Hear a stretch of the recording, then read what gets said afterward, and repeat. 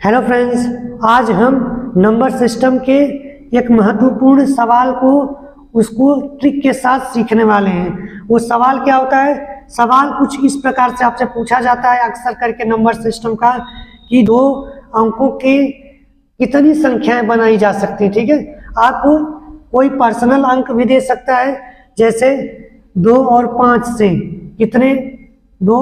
से कितने अंकों की संख्या बनाई जा सकती है, या फिर आपसे ये कहा जाए कि कुल 3 अंकों की कितनी संख्याएं बनाई जाती हैं, या फिर 1 से 100 के बीच 2 अंकों वाली कुल कितनी संख्या होती है। इस तरह से जब भी कोई आपसे सवाल पूछता है तो आपको इस ट्रिक से बड़ी आसानी से निकाल सकते हैं। देखिए, जैसे हम यहाँ पर आपको सवाल भी कैलकुलेट कराएंगे और उसी के साथ ट्रिक भी बताएंगे।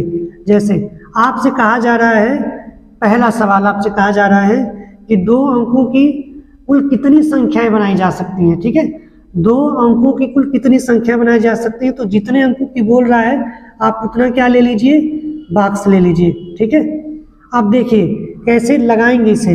देखिए, जब 2 अंकों की बात किया जाएगा तो क्या अगर हम किसी संख्या के आगे 0 लिख देते हैं तो क्या वो 2 अंक का माना जाएगा? तो आप कहेंगे नहीं। और अंकों को बनाने के लिए आपको कितनी संख्याएं लगती हैं?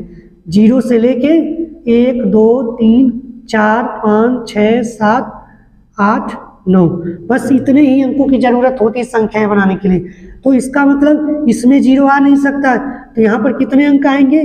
केवल 9 अंक आएंगे। ठीक है, इन सभी अंकों में से केवल 9 अंक यहाँ पर रखे जा सकते हैं।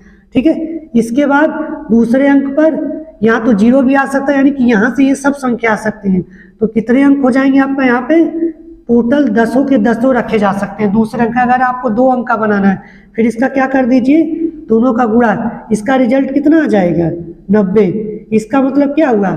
इसका मतलब ये हुआ कि 2 अंकों की अगर आपको संख्या बनानी है तो 2 अंकों की संख्या आपकी कितनी होगी?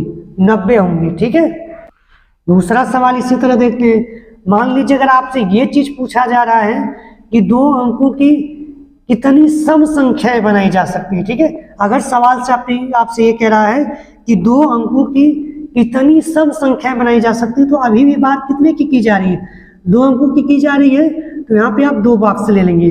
ठीक है, अब ध्यान दीजिए कि 0 से लेके 9 तक इतनी कितनी संख्याएं हैं जिसको आप सम बनाने के लिए यूज करते हैं। ठीक है, देखिए 2 अंक बनाना है तो 0 तो पहले आएगा नहीं। ठीक है, इसके बाद आगे देखिए किसी भी सम अंक का आगे कुछ भी अंक हो सकता है। ठीक है, पीछे वाला अंक डिसाइड करता है कि वो सम होगा कि नहीं। तो आगे आप कितने प्रकार से इसको रख सकते हैं? 9 प्रकार से रख सकते हैं उड़े। लेकिन पीछे ध्यान दीजिए, कोई भी सम संख्या तभी होती है और तभी होती है जब उसके पीछे 0 आ जाए, 2 आ जाए, 4 आ जाए, 6 आ जाए या 8 आ जाए। ठीक है, यानी कि पीछे आप कितनी संख्या यहाँ पर रख सकते हैं? 3 2 5, केवल 5 ही संख्या रख सकते हैं। तो यानी कि इस बॉक्स में आप कितनी संख्या रख सकते हैं? 5, और दोनों का कर लीजिए मल्टीप्लाई, कितना आ जाएगा? 45। यानी कि 2 अंकों की सम संख्याएं कितनी होंगी? केवल और केवल 45 होंगी। ठीक है, ये 2 अंकों की बात की जा रही है।